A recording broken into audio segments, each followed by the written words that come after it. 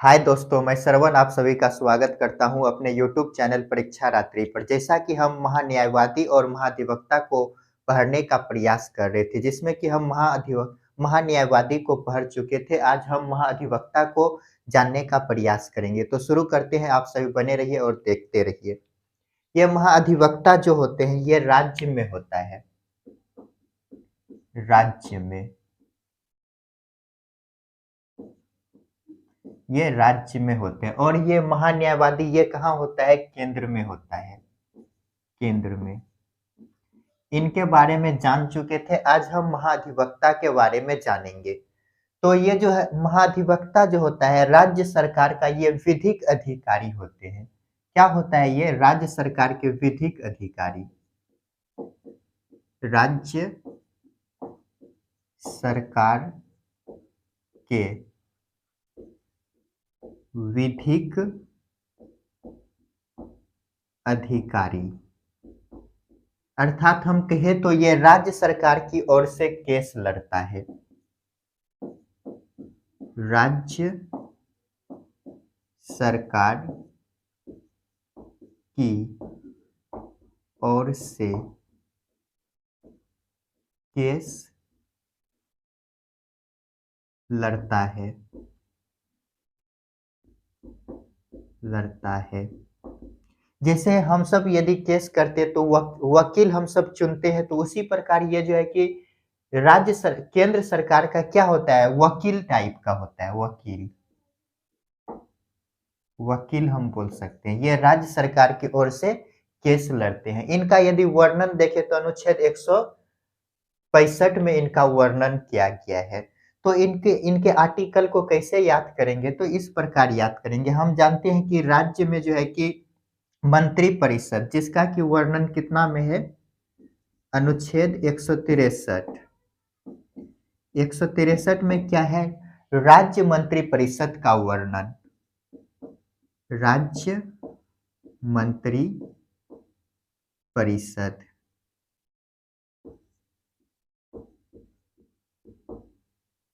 ये मंत्री परिषद का हेड कौन होता है? सीएम। इसका वर्णन है अनुच्छेद 164। मुख्यमंत्री, मुख्यमंत्री सीएम। और इसके बाद 165 में वर्णन है महाधिवक्ता का।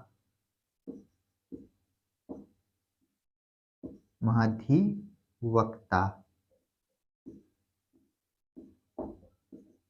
इस प्रकार हम इनको एक दूसरे के साथ याद कर सकते हैं मिला करके। 163 में राज्य मंत्री परिषद, 164 में मुख्यमंत्री, 165 में महाधिवक्ता का वर्णन है। तो अभी हम महाधिवक्ता को जानने का प्रयास करेंगे। यदि इनके देखें तो इनको नियुक्त कौन करता है? इनके नियुक्ति की क्या प्रक्रिया है? तो यहाँ पे लिखते हैं नियुक्ति। नियुक्ति, नियुक्ति जो है कि राज्य मंत्री परिषद के सिफारिश पर राज्यपाल द्वारा किया जाता है। राज्य मंत्री परिषद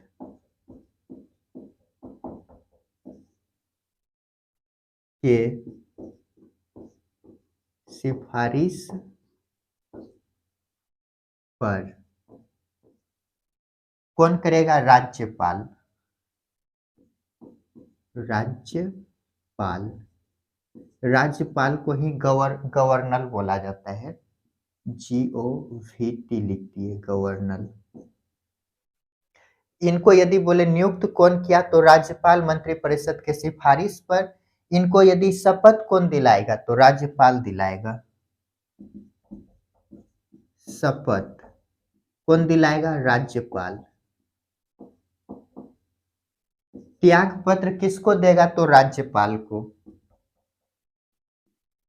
त्याग पत्र किसको देगा? राज्यपाल को। राज्यपाल। यदि बोले इनके कार्यकाल कितना होता है, तो राज्यपाल के प्रसाद पर्यंत। कार्यकाल कितना होता है? तो राज्यपाल के प्रसाद पर्यंत। राज्यपाल के प्रसाद पर्यंत। जल्दी से इनको नोट कीजिए।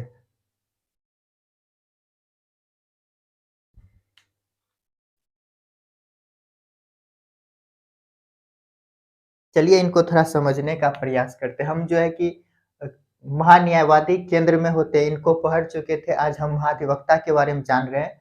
और ये राज्य में होता है, ये वकील होते हैं राज्य सरकार की ओर से। राज्य सरकार का ये विधिक अधिकारी होता है। राज्य सरकार की ओर से केस लड़ते हैं ये। और देख करके लिख लीजिएगा।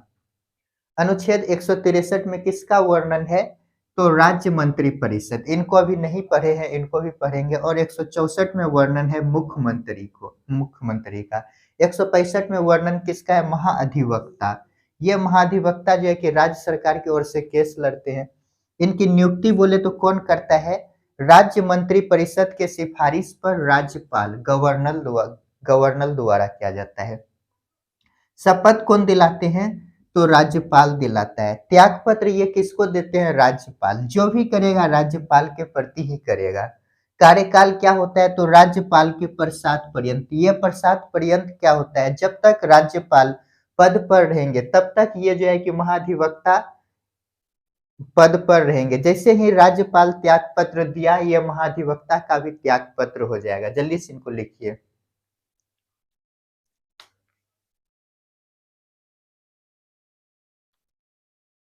चलिए इनको मिटाते हैं।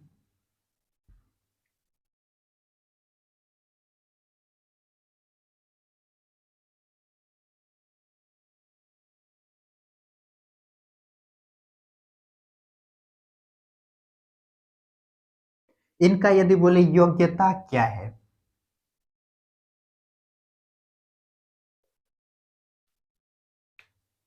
योग्यता, योग्यता बोले क्या है? तो हाई कोर्ट के जज बनने का। हाई कोर्ट के जज, न्यायाधीश बनने का। न्यायाधीश बनने का। ये न्यायाधीश बनने के लिए क्या शर्तें हैं? तो पहले तो ये भारत का नागरिक होना चाहिए। यहाँ पे लिख लेते हैं हाई कोर्ट जज। हाई कोर्ट जज बनने के लिए योग्यता क्या है? भारत का नागरिक होना चाहिए। भारत का नागरिक हो। उसके बाद दूसरा क्या है? 10 वर्षों का वकालत का अनुभव हो। 10 वर्षों के वकालत का अनुभव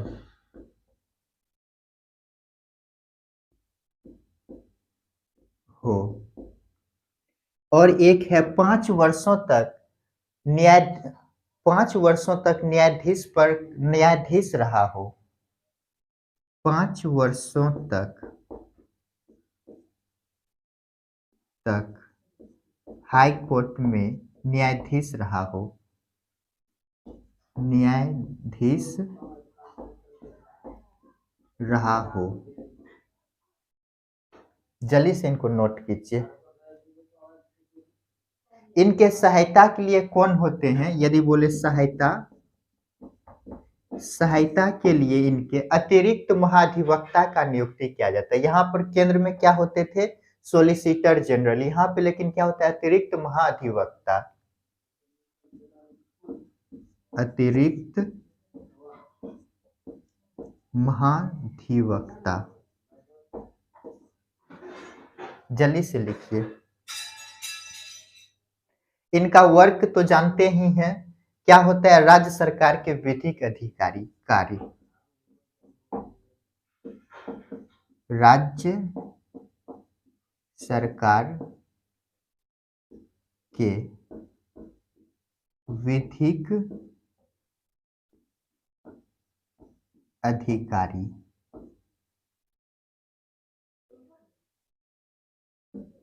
अनुच्छेद 177 इसमें कहा गया है महाअधिवक्ता जो है विधान मंत्री के परिषद में भाग लेगा पर वोटिंग नहीं देगा। महाधिवक्ता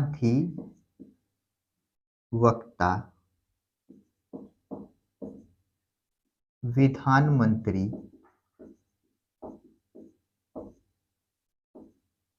के बैठक में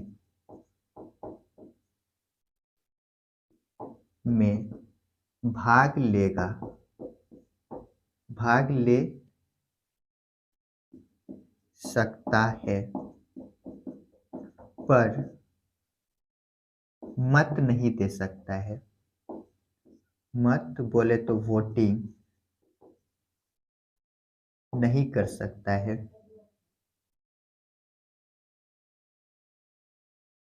कर सकता है।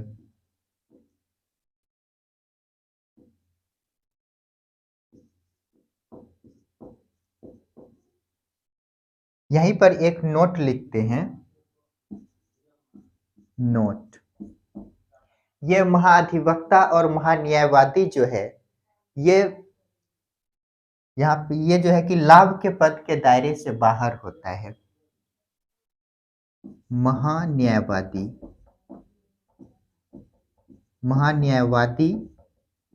एवं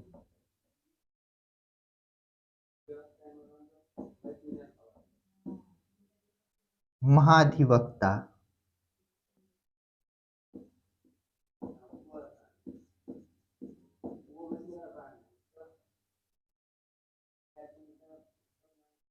महान्यायवादी और महाधिवक्ता क्या होता है, लाभ के पद से बाहर होता है। लाभ के पद से बाहर होता है। जल्दी से लिखिए इनको।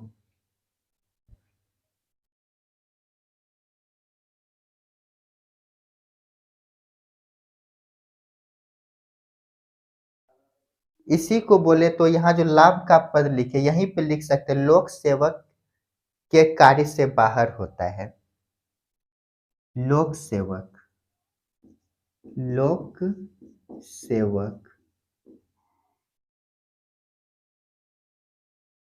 के पद। ये लोक सेवक कौन होते हैं, तो सरकारी नौकर। सरकारी नौकर ये महान्यायवादी और महाधिवक्ता क्या होता है, लोक सेवक के पद से बाहर होता है। अर्थात बोले तो लोक सेवक के पद में नहीं आता है, सरकारी नौकर है। जल्दी से इनको नोट कीजिए।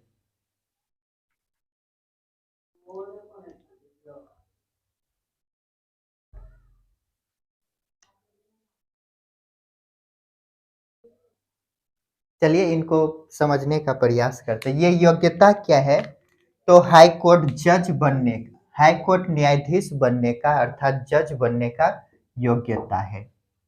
हाई कोर्ट जज बनने का क्या योग्यता है, तो भारत का नागरिक होना चाहिए, 10 वर्षों तक वकालत का अनुभव हो, 5 वर्षों तक हाई कोर्ट में न्यायाधीश रहा हो।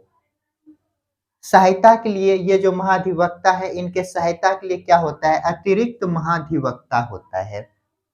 इनका कार्य क्या है, तो राज्य सरकार के विधिक अधिकारी होते हैं। राज्य सरकार की ओर से ये केस लड़ते हैं। आर्टिकल 177 में क्या है, महाधिवक्ता, ये जो महाधिवक्ता है विधान मंत्री के बैठक में भाग तो ले सकता है पर ये मत नहीं दे सकते हैं, पर मत नहीं कर सकता है।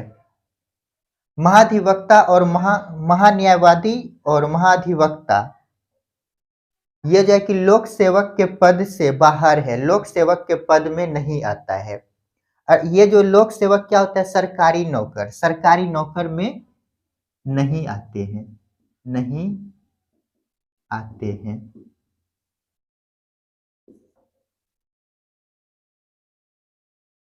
अर्थात ये लाभ के दायरे से क्या है, बाहर है।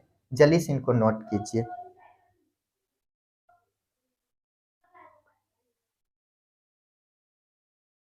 यदि बोले पहले महाधिवक्ता कौन है तो जीएस कासलीवाल। जीएस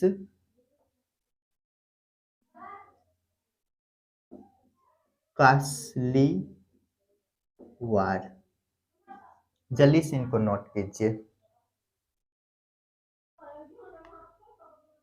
कासलीवाल होता है, वाल। तो पहले महाधिवक्ता कौन है, फर्स्ट लिख लीजिएगा, पहला जीएस कासलीवाल, जल्दी से इनको नोट कीजिए। तो दोस्तों आज हम महान्यायवादी और महाधिवक्ता को अच्छे से पढ़कर समाप्त कर लिए हैं। अब जो अगला वीडियो आएगा वो हम उसमें केग के बारे में जानने का प्रयास करेंगे। तो मिलते हैं नेक्स्ट वीडियो में। वीडियो देखने के लिए धन्यवाद।